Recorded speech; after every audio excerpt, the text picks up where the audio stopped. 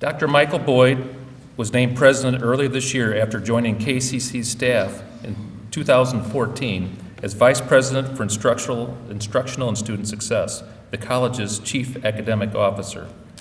Dr. Boyd is firmly committed to community service, and he's engaged with a number of efforts. He has served as peer reviewer for the Higher Learning Commission, chairperson of the Manteno Chamber of Commerce, president of the Illinois Council of Chief Academic Officers, and president of the Illinois Council of Community College Administrators. It is my honor to induct him as Kankakee Community College's 7th president. Dr. Boyd, will you join me at the podium?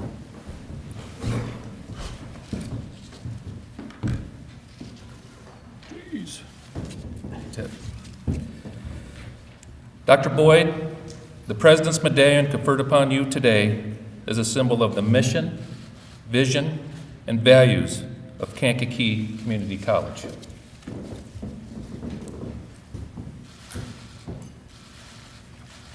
As you wear this at commencement, let it be a reminder of the trust that our board has in you and your leadership. Congratulations.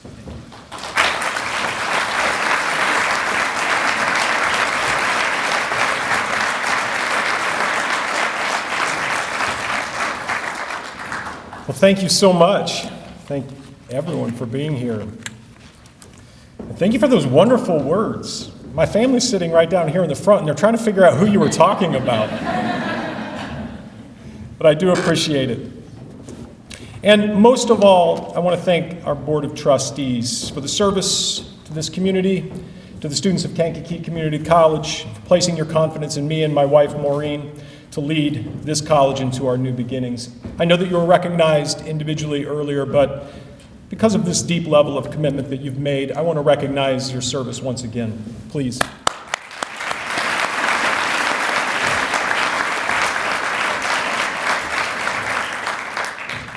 And of course, our trustee emeritus, Ms. Betty Mintz, couldn't be with us today, but we need to recognize her as well.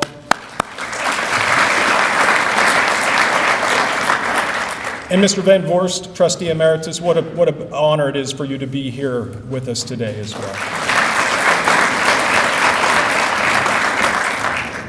So it's never my first choice to begin a speech with a quote, but I'm going to part with that custom today and do just that. You should know before I read it that I've taken some liberties with the language. Specifically, I've changed the use of pronouns to be a bit more inclusive, and I don't apologize for doing so. Here's the quote. Students should be in a field that they enjoy. If it is not to their liking, it will soon become drudgery, and they will not put forth best efforts. Work is a natural thing and should give satisfaction to the worker. Many types of work are needed to sustain and improve the system, which is our way of life. By providing education and training in appropriate fields, we permit each individual to contribute his or her best effort to maintaining our economy, and at the same time to realize their own ambitions while building a better America. These words were written in a letter dated March 30 of 1971, and they were written by a person whose name that some of you may find familiar, John Rooney, one of KCC's original trustees. And Mr. Rooney's letter was addressed to the Kankakee Federation of Labor, AFL-CIO. And I suspect you can already surmise why I feel it necessary to reflect upon that quote today, 48 years after it was written. Can you, like me, hear in those words a strong focus on students? A focus on the many types of work needed to sustain our local economy and way of life. A focus on helping students find a career pathway, and more specifically, a career pathway which leads to meaningful, satisfying work, and a family-sustaining income. I hope you can. But I also hope that, like me, you hear in those words a very ambitious and lofty understanding of what a community college education can do, not only for an individual student, but for an entire community.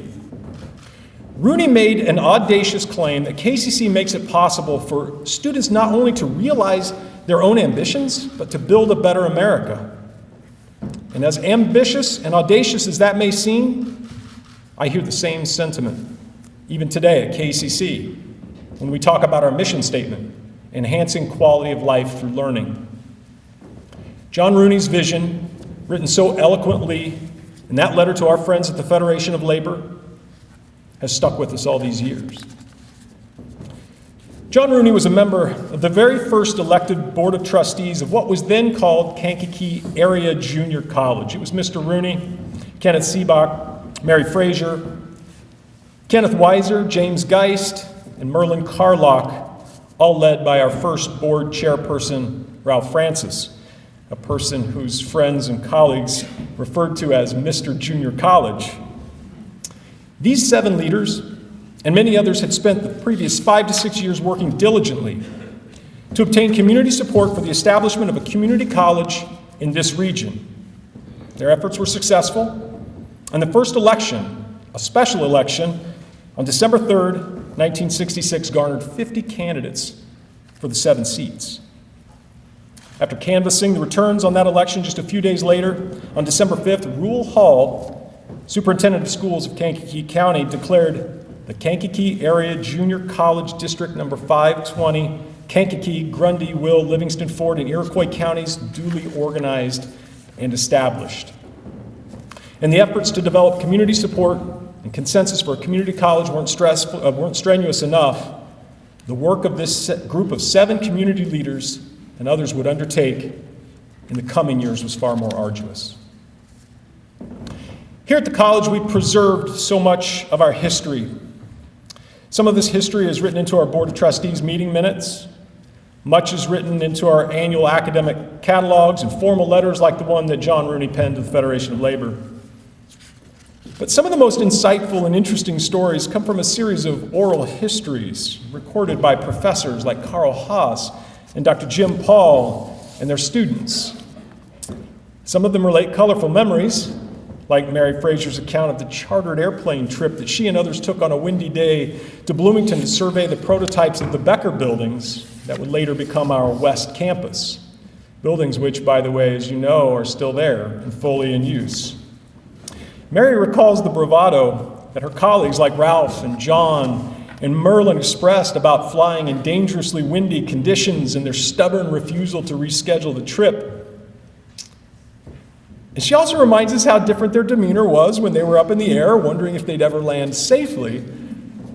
And while she chose to leave out specific details, perhaps a bit more of the lurid details of that harrowing journey, she does make it clear that no one was able to eat lunch that day. Stories also tell of Peg Reeves and how instrumental that she was in establishing the Faculty Association. I know that Professor Di Pasquale will agree with me when I say how important the association has been to establishing the highest of expectations for academic quality and rigor, and that's a legacy that lives on to this day. And Professor Di Pasquale, be assured that in your comments I heard our faculty's challenge loudly and clearly, and I accept it wholeheartedly. So many of these stories recount the early attempts at KCC to utilize an audio tutorial method of instruction.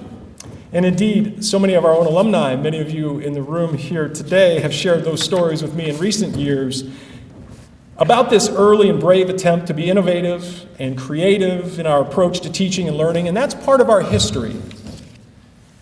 But it's also a testament to our institution's ability to learn, to develop, and to change our practice when we know that improvement is necessary. In these histories, our earliest leaders speak in candid terms about the problems they faced in creating a college out of nothing. Changes like lack of funding, enrollment concerns, building and maintaining physical structures to support teaching and learning. So to all of my colleagues, all of us who are employees at KCC, I ask the question, sound familiar? These challenges, crises, have been a part of our history from the very beginning. And those founding leaders overcame every one of them, just as we have done in more recent years, just as we'll need to do in the coming years. One of these historical crises was the challenge to the very existence not only of Kankakee Area Junior College, but to the entire state system of community colleges.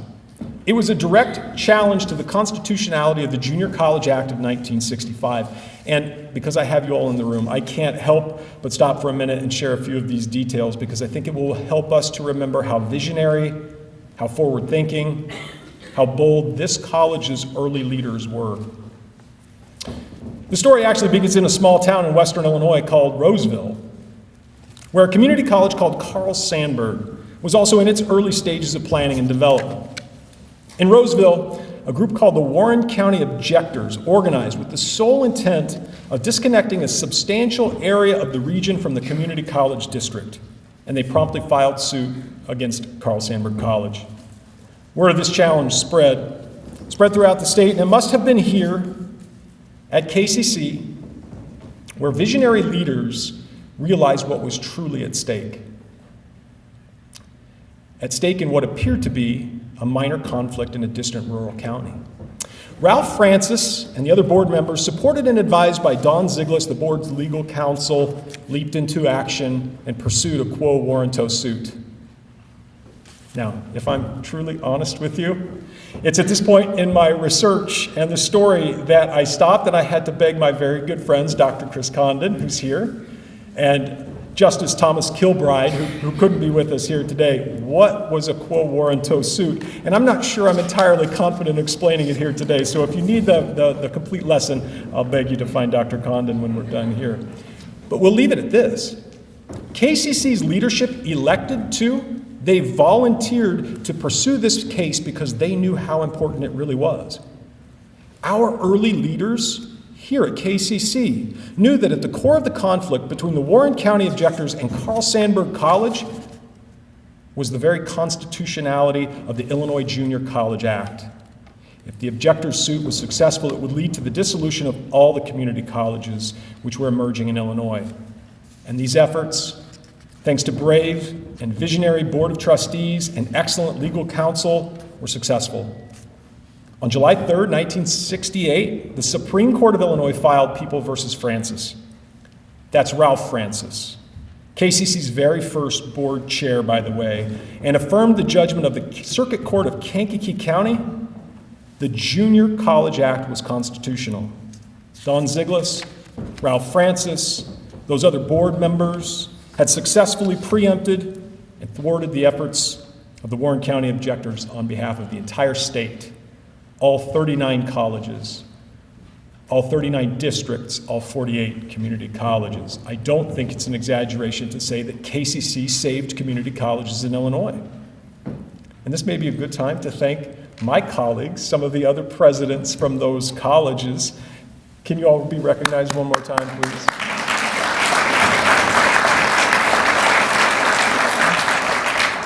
And you're welcome. But seriously, thank you for being here, and thank you for all that you do to support the students in the regions that you serve.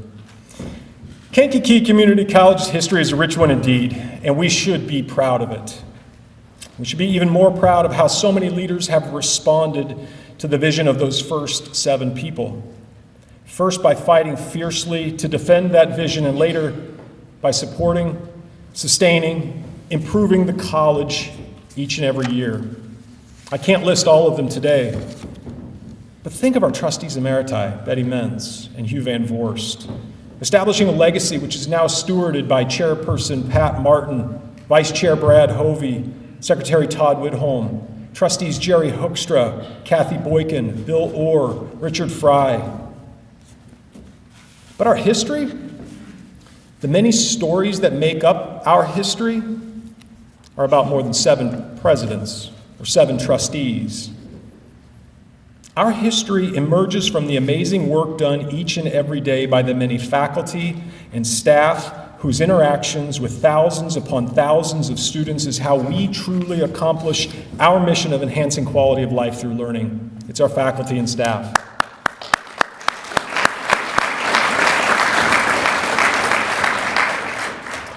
And these histories we've preserved, they also note the overwhelming support of this community as it rallied around the ambitious concept, the audacious idea of founding a community college and building it right here on the banks of the Kankakee River. I can hear that community voice in the words of what I can't help but think was a key moment in the public debate and a prime mover for our community's decision to support a referendum to establish a college. The words I'm referencing come from the pages of the Kankakee Daily Journal on September 16th of 1966. The author of that day's page of opinion argued in support of this community college, noting the, quote, demands for skilled labor. Again, sound familiar? The author also wrote this: if we're to grow and progress in the Kankakee area at the same rate as other communities, we need more advanced local educational facilities, and we must offer them to everyone. This the junior college can do. And the author goes on to say this in even more clear terms: thousands of us in the Kankakee area, if we spend just a moment in practical thought, will find reasons why each of us, directly or indirectly, benefit from the proposed college. That was over 50 years ago. But I think that you'll agree with me that those words, the sentiments they convey, remain as true as ever. As it was then, the Daily Journal remains a strong advocate for the college and also a voice of the community that has lent its support to KCC for over a half century. Sally Hendren, thank you so much. And I know you're here. We're going to recognize you if you could put your hand up.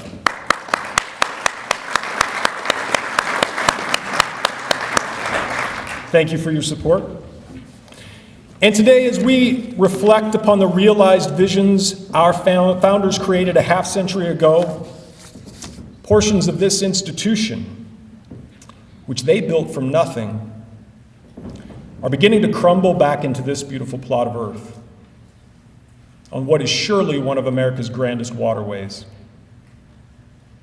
Now the responsibility of stewarding this vision into a new era falls to us. In just a few weeks, in mid-December, we will begin renovating the very building, the very room in which you're seated or standing right now. Not just preserving it, we will be recreating this Harold and Jean Miner Memorial Library into a dynamic, modern, technology-rich center of student life. We placed renderings of the project on display at our reception just outside of the Hamas Cafe when we're finished here, and I hope you'll take some time to view what we have in store. And please know, we'll have more work to do after this to preserve other important parts of our college. We'll also be focused on making improvements to our programs, aligning them even more closely with regional workforce needs, and emphasizing work-based learning, apprenticeships, internships. We'll be introducing new academic programs to meet the needs of what has become fast-paced economic development in our region. Recently, we've added programming in process technology and hospitality operations, and we continue to explore exciting areas related to computer science. We'll be expanding opportunities for students to engage in student life, new clubs, new teams, re-envision spaces where students can make friends and learn together. And we're already hard at work attending to equity gaps and success outcomes with renewed focus on appreciating diversity and demanding inclusion. We know that our students will benefit from better mentoring programs facilitated in the Center for Equity, Diversity, and Inclusion, and we prioritize this work. I recently heard my new friend, Dr. Jim Reed, Executive Director of the Illinois Community College Trustees Association, offer a talk about the role of the community college. Dr. Jim Reed, can you wave your hand so we can recognize you? Thank you for being here.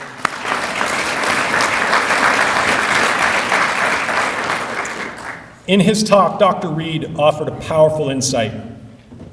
The insight he gave us was that it's the community college as an institution which is most capable of ensuring that no student's dream is ever deferred.